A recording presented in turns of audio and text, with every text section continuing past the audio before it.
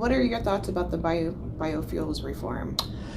Yeah, well, this is an interesting one. I mean, from a biofuel standpoint, obviously there's a couple of things that are going on there. We've got, on the one hand, the waivers that were granted to the small refiners, Which caused a little ripple. Which caused a little ripple, and so there's always been this political and industry divide between agricultural and oil, right?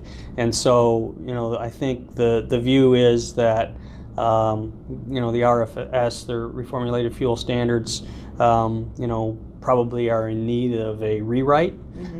When the Trump administration came in and started to grant waivers to the refineries that were under 75,000 barrels a day, it caused a more of a ripple, and from the standpoint of the corn farmers who said, hey, look, this is going to impact us from an ethanol demand. We're not so sure. At the end of the day, you still have to put the same amount of ethanol into the fuel side, but it did give them some argument to say, okay, well, we need our offset on that as well, and that being, rather than being prohibited from making 15% by volume content ethanol in the summer, we need a waiver on the RVP to be able to have that that offset. And I think given that we're in some kind of tariff-related discussions with China and some potential repercussions to the ag lobby. The ag lobby gets a little stronger. The agricultural sector gets a little stronger in its arguments. And so the waivers have already been given from a biofuel standpoint for the refiners. The waivers have not been given yet for E15.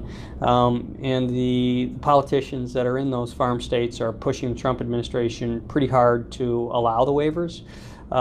There's been some bills introduced in Congress to be able to formalize it into law.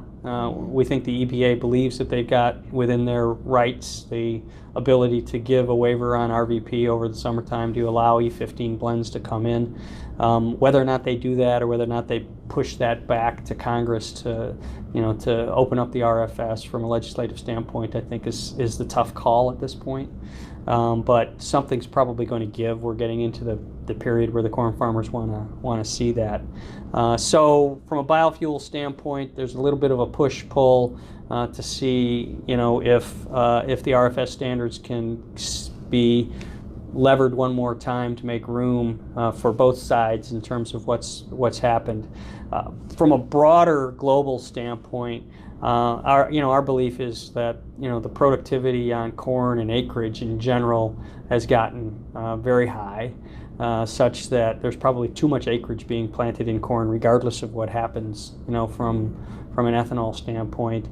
China has announced that they're going to go to an ethanol standard, but we don't think China needs U.S. corn to be able to meet that. They can probably do it internally. They've got huge inventories and stockpiles of corn, and they've also got the ability to get more efficient on the acreage. So there's a broader agricultural question in terms of what gets planted, but within this question of fuels, still some things need to be worked out on the overall whether the waiver's given or not, and I think that'll probably be more clear in the next month or two.